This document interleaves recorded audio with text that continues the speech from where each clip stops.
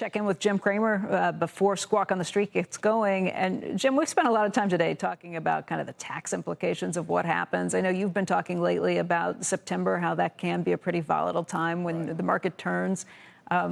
First of all, do you think any of that got affected by you and others talking about that trend, maybe changing things a little bit? And then second of all, what happens as we hear more of these details of what they have planned for taxes?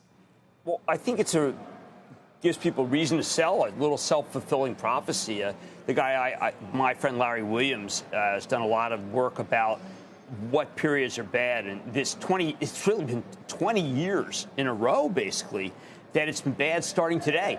So I think that, yes, indeed, some people were trying to get ahead of it. This week has been not that great.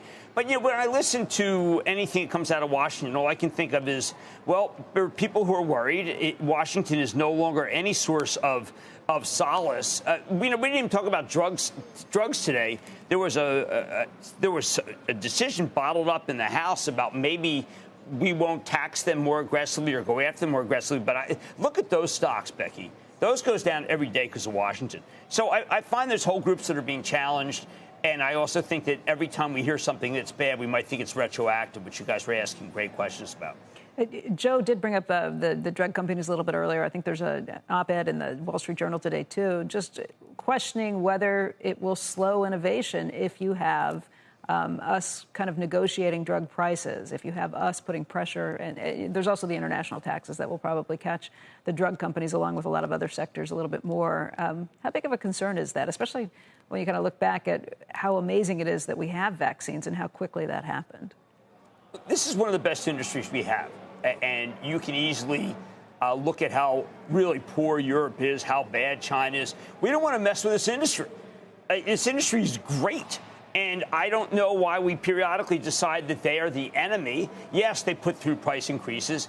But frankly, all the innovation is here. Why do we want to stifle innovation? We have to try to figure out why do we have better innovation? Well, because we allow our companies to make a better return. So I don't think that there are so many industries like hedge funds that we should tax. But the drug companies, geez, they're killing it in terms of how good they did. Look at what Glaxo did, vaccine company, versus what Pfizer did. I mean, Pfizer needs that. Pfizer did an unbelievable job.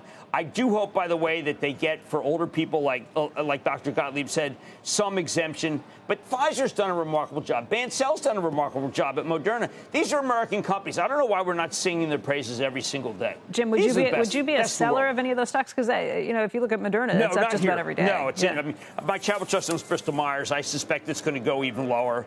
But it's a great American company. J&J's off 8 straight points. J&J's fabulous. So I'm kind of tired of them picking on these. Go pick on somebody that doesn't really help. Right. These companies, like I said, watching what's happened in the last 18 months or something, if you were a skeptic of the big pharma companies before, maybe rethink things.